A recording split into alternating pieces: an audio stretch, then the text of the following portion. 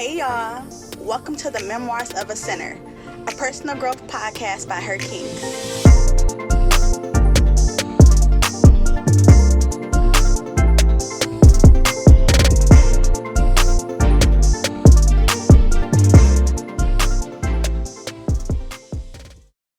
Every Sunday, whether Pastor Stephen is preaching or one of his guests, the word that is taught hits the nail on the head. Now, the sermon isn't always for me in that exact moment, but God will still lead me to take notes and put a pen in it, because as I'm shifted into different seasons, He will bring to my remembrance something He taught me in the past to make me aware of what's currently going on. Most recently, Elevation Church had a guest pastor that preached out of 2 Kings chapter 7, starting at verse 3, but I had to go read the entire chapter to get a full revelation. The chapter starts off with a well-known prophet named Elisha telling the king of Israel and his messenger that they didn't have to worry about the cost of food due to the famine because the next day food would be significantly cheaper. Now, mind you, this is a prophet telling them this. He isn't speaking from his own knowledge, but from the Spirit of the Lord. So he knows what he is talking about, and he isn't just saying stuff to say it. However, the king's messenger had a rebuttal saying ain't no way that could ever happen.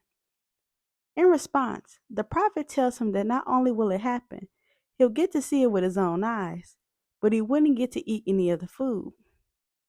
Following that, there are 4 outsiders with nothing to lose, deciding to take a chance and head to the enemy's camp to try and prevent dying from starvation. En route, God makes their enemies hear something that never even took place, to put them in fear and get them to flee.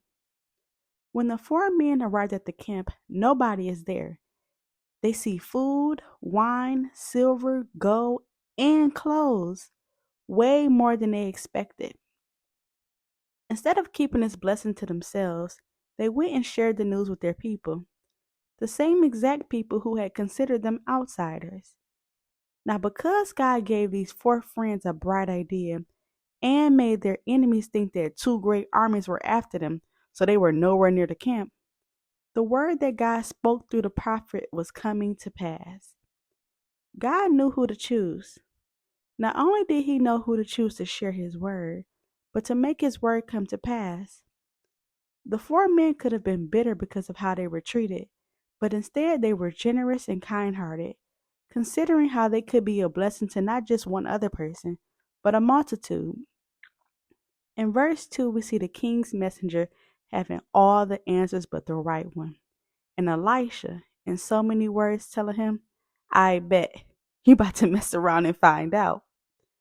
When we get to verse 17, the messenger finds out. He saw exactly what the prophet said and died immediately after, not getting to eat one bite. Everything happened exactly as the man of God predicted. I love you all in real life.